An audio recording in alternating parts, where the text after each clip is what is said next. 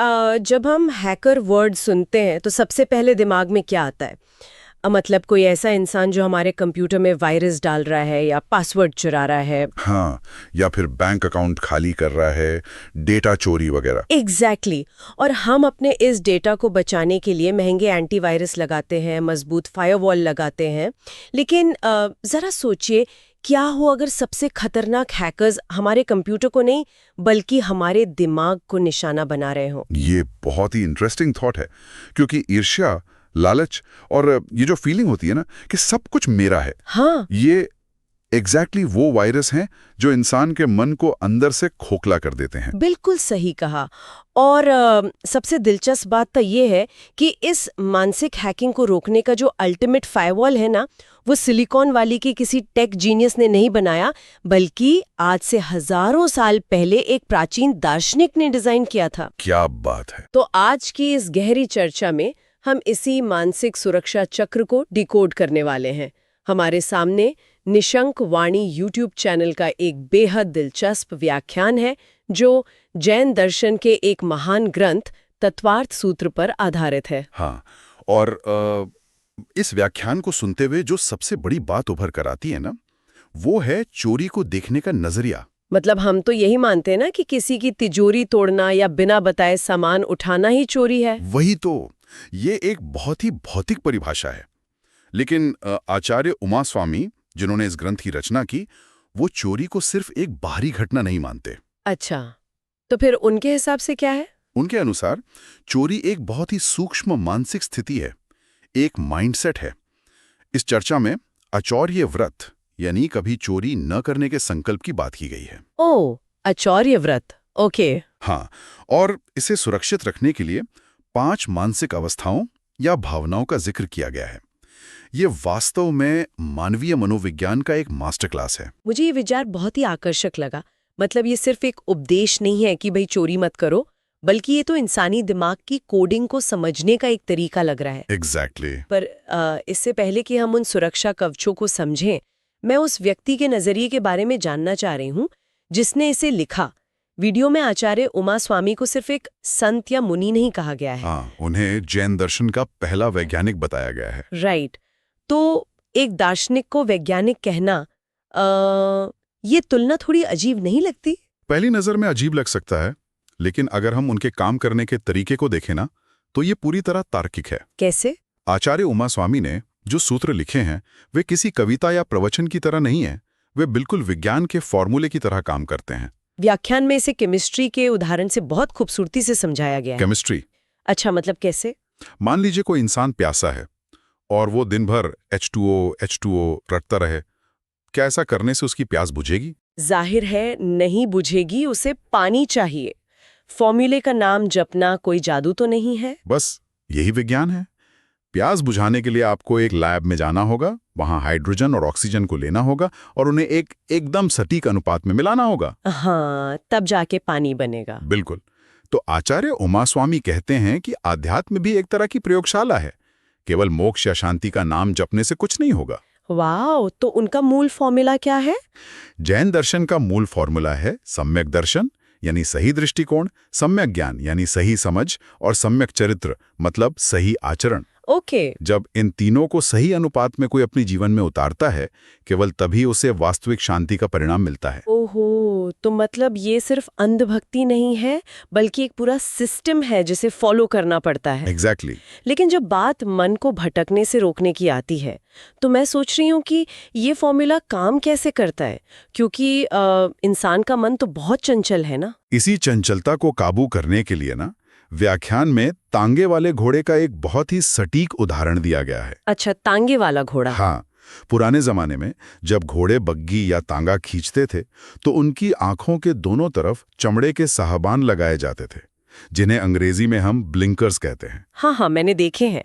लेकिन वो साहबान घोड़े को दौड़ने से तो नहीं रोकते ना? उनका काम तो सिर्फ घोड़े की साइड विजन को ब्लॉक करना होता है। बिल्कुल, और यही इसका मनोविज्ञान है। अगर घोड़े की आंखों पर साहबान ना हो, तो वह सड़क के किनारे जो लहलहाते हरे भरे खेत है ना, हाँ, और फिर उसका ध्यान भटकेगा। एग्जैक्टली। उसकी इंद्रियां सक्रिय हो जाएंगी, लालच पैदा होगा और वो सड़क छोड़कर खेत की तरफ भाग जाएगा। जिससे तांगा पलट सकता है। ओह, समझ गई। मन भी बिल्कुल इसी तरह काम करता है। जो 5 भावनाएं आचार्य उमा स्वामी ने बताई हैं, वे हमारे मन रूपी घोड़े के लिए वही मानसिक साहबान हैं। मतलब वे हमारी इच्छाओं को मारते नहीं हैं। नहीं, वे हमारे देखने के नजरिए को नियंत्रित करते हैं, ताकि हमारा मन दूसरों की चीजों पर कब्जा करने के लालच में न भटके। ये तो बहुत ही गहरा विचार है। मतलब अगर हम अपराध होने से पहले ही उस विचार को ब्लॉक कर दें, तो समस्या पैदा ही नहीं होगी। Exactly, prevention is better than cure. तो अगर मुझे अपने दिमाग में ये मानसिक साहबान फिट करने हैं, तो शुरुआत कहाँ से करनी होगी? मतलब ये चोरी का विचार असल में पनपता कहाँ से है? इस दर्शन के अनुसार ना, विचार की जड़ उस जगह से शुरू होती है जहां हम मौजूद होते हैं या जहां हम बैठते हैं। इंसान के भीतर सबसे पहले स्वामित्व या ओनरशिप का अहंकार जन्म लेता है। ओनरशिप मतलब ये मेरा है? हाँ, इसलिए जो शुरुआती सुरक्षा कवच बताए गए हैं, वे हैं शून्यागार और विमोचितावास। शून्यागार, इसका क्या मतलब है? इसका मतलब है ऐसी जगहों का चुनाव करना जहां किसी का मालिकाना हक न हो, जैसे घने जंगल, पहाड़ों की गुफाएं या फिर वो सार्वजनिक जगहें जिन्हें दूसरों ने छोड़ दिया हो। अच्छा, इसलिए मुनि लोग गुफाओं में रहते थे। बिल्कुल। प्राचीन काल में मुनि लोग अजंता, एलोरा या उदयगिरी जैसी गुफाओं में इसलिए रहते थे क्योंकि वहां कोई ये कहने वाला नहीं था कि ये मेरी जमीन है, यहां से हटो। मैं इसे थोड़ा आधुनिक जीवन से जोड़ने की कोशिश कर रही हूँ। हम अक्सर देखते हैं कि लोग किसी कैफे में अपनी मनपसंद टेबल को लेकर बहुत पजेसिव हो जाते हैं। हाँ, रोज का है ये तो। या फिर मान लीजिए कि ऑफिस की पार्किंग में कोई हमेशा एक ही जगह गाड़ी खड़ी करता है। अगर एक दिन कोई और वहां गाड़ी लगा दे, तो इंसान का ईगो ऐसे हर्ट होता है जैसे किसी ने उसकी पुश्तैनी जमीन छीन ली हो। बिल्कुल सही उदाहरण दिया आपने। मतलब वहां उसका कोई कानूनी हक नहीं है, फिर भी इंसान मानसिक रूप से उस जगह का मालिक बन बैठता है। और यही जो मानसिक मालिकाना हक है ना, ये सबसे खतरनाक है। ये इंसान को विनाश की तरफ ले जाता है। बाप रे। इसे गहराई से समझाने के लिए व्याख्यान में आराधना कथा कोश से 2 मित्रों की एक बहुत ही रोंगटे खड़े कर देने वाली कहानी शेयर की गई है। अच्छा, क्या कहानी है? एक धर्मशाला का निर्माण करवाया। सर्दियों की एक रात थी। एक मित्र ने देखा कि एक मुनिराज ठंड में ठिठुर रहे हैं, तो उसने मुनिराज को सम्मान के साथ उस धर्मशाला में ठहरा लिया। ये तो बहुत अच्छा काम था। इसमें विनाश कैसा? विनाश तब शुरू हुआ जब दूसरा मित्र वहां आया। उसके अंदर ईर्ष्या और अहंकार भरा हुआ था। जब उसने देखा कि मुनिराज वहां ठहरे हैं, तो उसका ईगो बीच में आ गया। उसने क्या किया? उसने सोचा कि ये धर्मशाला मेरी भी है, मुझसे पूछे बिना किसी को अंदर कैसे आने दिया? और क्रोध में अंधा होकर उसने मुनिराज को वहां से बाहर निकाल फेंका। What? सिर्फ इसलिए कि उससे पूछा नहीं गया? ये तो सरासर अहंकार है। बिल्कुल। इस बात पर दोनों मित्रों में इतना भयंकर झगड़ा हुआ कि हाथापाई हो गई और लड़ते लड़ते दोनों वहीं मर गए। Oh my God. अब यहां से कहानी कर्मों के चक्कर में प्रवेश करती है। अपने अपने भावों के कारण उनका पुनर्जन्म हुआ। ओके, तो क्या बने वो? मुनिराज को बहर फेंकने वाला हिंसक विचारों वाला मित्र एक खूंखार शेर बना, और मुनि को शरण देने वाला मित्र एक सूकर यानी जंगली सुअर बना। बाप रे। अब संयोग देखिए कि कुछ समय बाद एक शून्यागार में यानी उसी घने जंगल में वे दोनों जानवर उसी मुनिराज के सामने फिर आ गए। वेट, ये तो एकदम किसी फिल्म के क्लाइमैक्स जैसा लग रहा है। हाँ, मुनिराज वहां गहरी तपस्या में लीन थे। सूकर ने जब देखा कि शेर मुनिराज पर हमला करने के इरादे से उनकी तरफ बढ़ रहा है, तो उसके भीतर पिछले जन्म के संस्कार जाग गए। अच्छा, तो उसने क्या किया? मुनि की रक्षा के लिए वो सूकर शेर से भिड़ गया। दोनों जानवरों के बीच भयंकर युद्ध हुआ, लहूलुहान हुए और अंततः दोनों मारे गए। रुकिए, मुझे यहाँ एक बात समझनी है। कर्मों का गणित मुझे यहाँ थोड़ा उलझावा लग रहा है। बताइए क्या उलझन है? मतलब दोनों जानवर लड़े, दोनों ने एक दूसरे को मारा।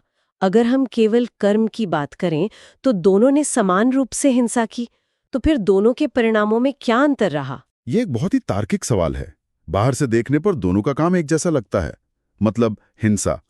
लेकिन जैन दर्शन का न्याय भारी क्रिया पर नहीं बल्कि उसके पीछे की भावना और इंटेंशन पर काम करता है। अच्छा, इंटेंशन पर। हाँ, शेर ने जो हमला किया वो संकल्पी हिंसा थी। उसका इरादा मारना और हावी होना था, इसलिए शेर नरक गति में गया। और सूकर? दूसरी ओर सूकर ने जो हिंसा की वो रक्षणात्मक थी। उसका मन शुद्ध था, वो केवल अपने गुरु के प्राण बचाना चाहता था। अपने इस निस्वार्थ भाव के कारण वो सूकर स्वर्ग गया। वाह, ये तो बहुत ही स्पष्ट और गहरा लॉजिक है। और वे मुनिराज, उनका क्या हुआ? मुनिराज इस पूरी खूनी घटना के दौरान पूरी तरह से तटस्थ रहे। उनका उस जगह पर या अपने शरीर तक पर कोई स्वामित्व नहीं था। मतलब उन्होंने खुद को उस लड़ाई से पूरी तरह अलग रखा। बिल्कुल। वे राग और द्वेष से मुक्त रहे और उसी अवस्था में उन्हें मोक्ष की प्राप्ति हो गई। ये कहानी तो इस बात को साबित करती है कि चीजों या जगहों पर अधिकार जताने की मानसिकता ही सारे दुखों की जड़ है। एग्जैक्टली। लेकिन शून्यागार की बात तो मुझे समझ आ गई कि हम किसी खाली गुफा पर कब्जा ना करें। पर उन जगहों का क्या जहां हम वर्तमान में मौजूद हैं? आपका क्या मतलब है? मान लीजिए मैं किसी बस स्टॉप पर बैठी हूँ, क्या वहां भी किसी और को आने से रोकना चोरी माना जाएगा? यहीं पर मनोविज्ञान का एक और गहरा स्तर सामने आता है, जिसे परोपरोधाकरण कहा गया है। परोपरोधाकरण? हाँ, इसका सीधा सा अर्थ है जिस स्थान पर आप ठहरे हुए हैं वहां किसी दूसरे के आने में बाधा ना डालना। अच्छा। अगर आप किसी सार्वजनिक जगह पर हैं और आप किसी और को वहां आने से रोकते हैं तो आप उस स्थान पर अपना निजत्व यानी अपनापन स्थापित कर रहे हैं। ओ। इस दर्शन के अनुसार किसी भौतिक वस्तु को चुराए बिना भी सिर्फ एक जगह पर मानसिक कब्जा जमाने से आप पर चोरी का दोष लग जाता है। जरा सोचिए, ये तो हमारे रोजमर्रा के जीवन पर बहुत बड़ा सवाल खड़ा कर देता है। बिल्कुल करता है। मतलब मान लीजिए मैं रेलवे के जनरल डिब्बे में सफर कर रही हूँ, मेरे पास एक लंबी सीट है और मैं उस पे आराम से पैर फैलाकर लेटी हुई हूँ। हाँ, ये तो हम अक्सर देखते हैं ट्रेनों में। राइट। और वहां कोई ऐसा व्यक्ति आता है जो बहुत थका हुआ है और मैं उसे बैठने के लिए थोड़ी सी भी जगह नहीं देती। तो क्या इस दर्शन के हिसाब से मैं चोरी कर रही हूँ? मैंने तो किसी का कुछ नहीं चुराया।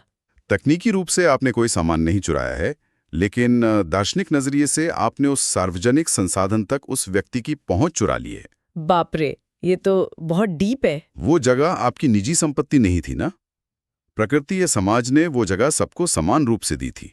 आपने उस पर एकाधिकार जमाकर ब्रह्मांड के न्याय का उल्लंघन किया है। मतलब मेरा ईगो ये मान बैठा है कि ये सीट मेरी है। एग्जैक्टली। इंसान का अहंकार हमेशा ये चाहता है कि जो चीज उसके पास है वो हमेशा उसी की रहे। ये उसकी असुरक्षा है। इसी बात को समझाने के लिए व्याख्यान में पूज्य क्षमा सागर जी महाराज का एक बहुत ही सुंदर दृष्टांत याद किया गया है। अच्छा, उन्होंने क्या कहा था? उन्होंने कहा था कि एक कमरे में एक व्यक्ति आराम से लेटकर सो सकता है, लेकिन अगर कोई मेहमान आ जाए तो दोनों सिकुड़कर बैठकर रात गुजार सकते हैं। हाँ, एडजस्ट कर सकते हैं। और अगर अचानक 4 लोग और आ जाएं तो वे सभी खड़े होकर भी रात निकाल सकते हैं। उन्होंने एक बहुत ही गहरी बात कही, जगह घर में नहीं, जगह तो मन में होनी चाहिए। वाह, जगह घर में नहीं मन में होनी चाहिए। ये लाइन वाकई सोचने पर मजबूर कर देती है ना? अगर मन में जगह है तो छोटी सी कुटिया भी महल बन जाती है। इसका मतलब है कि अगर हमारे अंदर सही भावना ही नहीं है तो बाहर के नियम कानून हमें बेहतर इंसान नहीं बना सकते। बिल्कुल। बिना भावना के कोई भी संकल्प या व्रत एक खोखले ढांचे की तरह है। व्याख्यान में इसे एक बहुत ही मार्मिक घटना से पुष्ट किया गया है। कैसी घटना? एक महिला थी जो मां बनना चाहती थी। वो एक संत के पास आशीर्वाद लेने गई।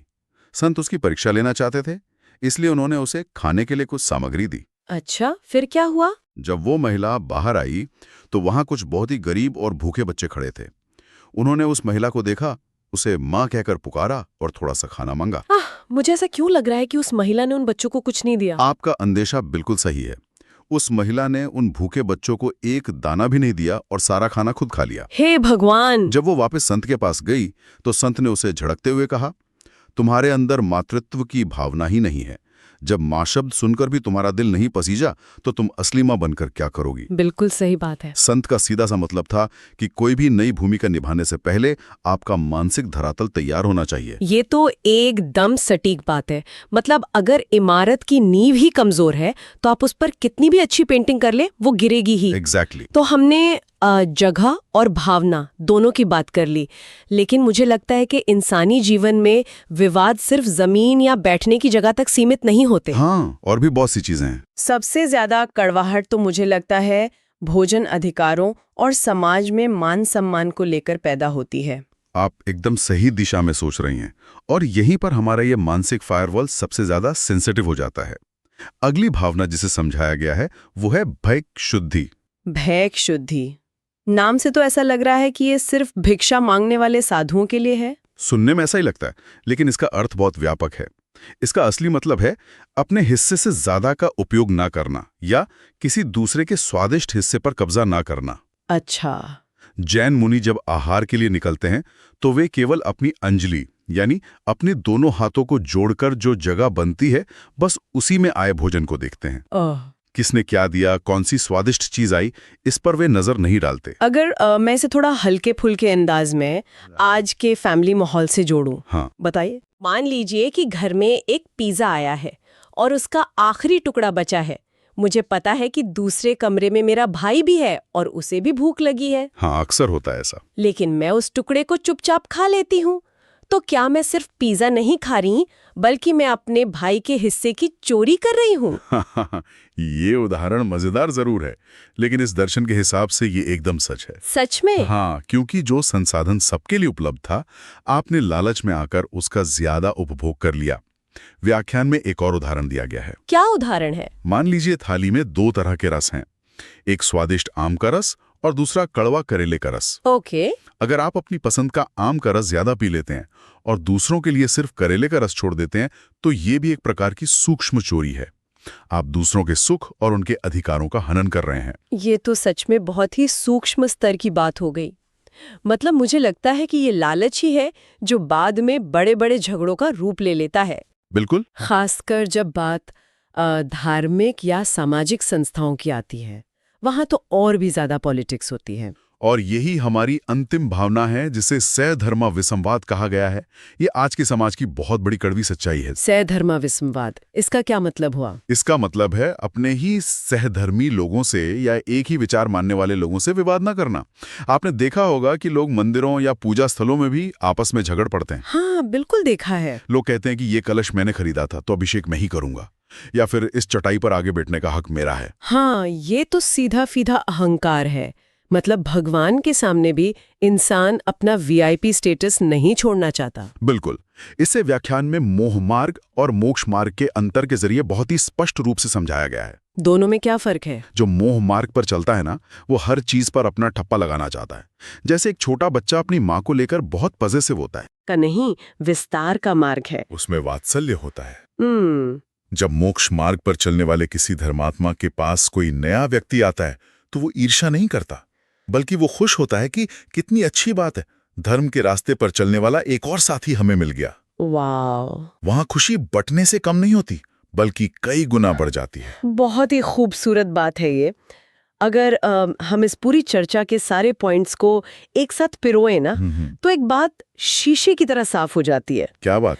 यही कि ये 5 भावनाएं, चाहे वो जगह पर हक ना जताना हो, दूसरों के लिए दिल में जगह बनाना हो, अपने हिस्से का ही उपभोग करना हो, या फिर विवादों से बचना हो, हाँ, ये सारे नियम सिर्फ जंगलों में रहने वाले या तपस्या करने वाले साधुओं के लिए नहीं है। बिल्कुल नहीं। अगर हम इनका मनोवैज्ञानिक विश्लेषण करें तो ये हमारी आधुनिक जिंदगी से तनाव, एंग्जाइटी और डिप्रेशन को खत्म करने के अचूक उपाय हैं। सही कहा। हमारी ज्यादातर मानसिक परेशानियां इसी बात से जन्म लेती हैं कि हम उन चीजों, रिश्तों और जगहों को मुट्ठी में कसकर पकड़ना चाहते हैं जो स्वाभाविक रूप से अस्थायी हैं। ये तो सचमुच उसी साइबर सिक्योरिटी सिस्टम की तरह हो गया जिससे हमने शुरुआत की थी। बिल्कुल वही है। अगर हमारा दिमाग पहले से ही ये फायरवॉल सेट कर ले कि भाई मुझे किसी भी चीज पर एकाधिकार नहीं जताना है, मैं यहाँ की मालिक नहीं हूँ, हाँ, तो फिर ईगो, गुस्सा और ईर्ष्या जैसे वायरस हमारे सिस्टम में एंट्री नहीं कर पाएंगे। भटके कहाँ लगे होंगे तो मन भटकेगा ही नहीं। एकदम सही।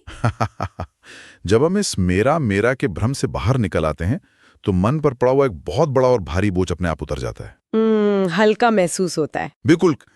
फिर चाहे वो ट्रेन की सीट हो, घर का खाना हो या मंदिर का कलश हो, जब आप ये मान लेते हैं कि आप केवल उसके अस्थायी यूजर हैं, मालिक नहीं, तो सारे विवाद खुद ब खुद खत्म हो जाते हैं। क्या अद्भुत नजरिया है। इस चर्चा को समेटते हुए मैं चाहूंगी कि हम सभी एक आखिरी और बहुत ही गहरे विचार पर गौर करें। जी बिल्कुल। जरा इस बारे में सोचिए, अगर हम सभी इस दुनिया में सिर्फ एक मेहमान की तरह जीना शुरू कर दें। एक गेस्ट की तरह। हाँ, एक ऐसा मेहमान जो इस ग्रह के किसी भी हिस्से, किसी भी संस्थानियों, यहाँ तक कि जिस हवा में वो सांस ले रहा है, उस पर हमेशा के लिए अपना हक जताने की कोशिश ही ना करे, तो क्या होगा? बहुत ही पावरफुल थॉट है ये। क्या हमारे समाज से चोरी, अधिकार और कब्जे की ये अनथीन लड़ाई हमेशा के लिए खत्म नहीं हो जाएगी? ये एक ऐसा सवाल है जो हमारे जीने के तरीके को पूरी तरह से बदल सकता है। इस बारे में एक बार जरूर सोचिएगा।